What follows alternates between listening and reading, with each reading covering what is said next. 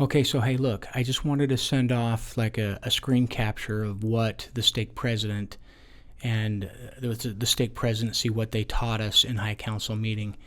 And they wanted us to share this with the Elders Quorum presidents and help them kind of figure out some of these key performance metrics and what these statistics are telling us, what the story is that they're telling.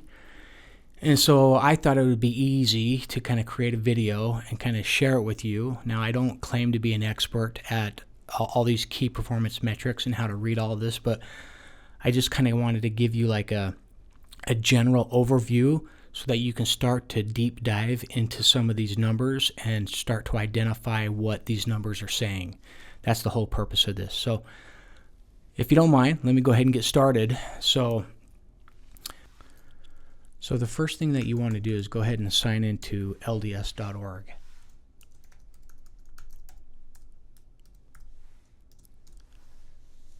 And once you're in, it will take you to the main page. And the main page, if you go to, like I'm already on Leader and Clerk Resources, and it's giving me some statistics, some information. Like right here, it says the members moved in within the last month. If I click on that, it will tell me all the members that have moved into our ward. And so it gives you a report there. What else does it tell you? It tells you little things like what the ministering interviews are for. Right now, I have it for the Sandy, Utah Central stake, and up here is where you can adjust for your ward, for the Park ward or whatever ward you're in. It does tell you the covenant path of individuals. I'm not sure, but I think you have to have a certain calling or certain access to some of this, but it will just tell you where members are on the covenant path and what their next ordinance is that needs to occur. So, but I think the one thing that the stake presidency wanted us to kind of talk about was the reports. So if you come up here under reports, it gets a little bit more detailed, a little bit more specific in some of the numbers. And right here under reports, you can come over here to under member reports. It's key indicators. And so if you click on that, this is where you can kind of filter certain things that you want to understand. So for example, right now I've got the Sandy, Utah Central stake selected, but if I wanted to go to a specific ward, I can change that to the Park ward, and then I can filter out some of these things that I want to learn from. And sometimes when you have all of these things checked, it gets a little confusing, right? So let's keep it simple at the beginning. So and forgive me if you already know this, but just in case you don't. But let's say I want to understand sacrament attendance and how we are doing as a ward for sacrament attendance. And it looks like the Park ward is pretty steady. They got a pretty straight line. There's no crazy ups or downs. So sacrament meeting attendance, the percentage is 41%. Now, you have to ask yourself, is 41% a good number, right?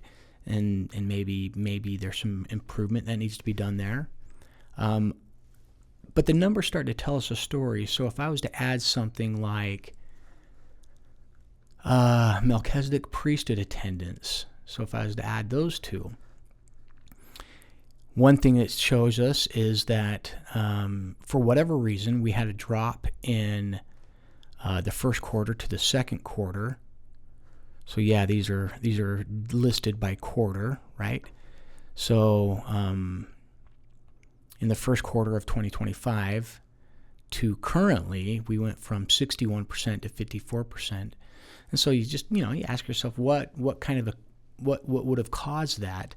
And if you look at the sacrament numbers, it looks like they actually went up from 40% to 41%. So what does that story tell us? Why is sacrament attendance going up, and why is Melchizedek priesthood attendance going down?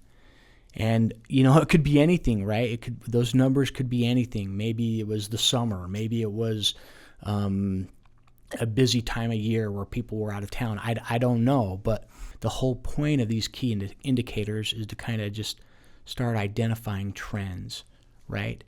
So One of the other big ones to look into is the endowed adults with Temple recommends. What's that percentage, right? So it looks like it's pretty steady, right? You guys, you don't have any significant drop-offs or anything like that, and it's at 66%. I don't know if 66% is good, but if you use that as a base to start from, because it looks like you guys have been pretty consistent, maybe that's what you use as the base, and you improve from there, 1% better, right?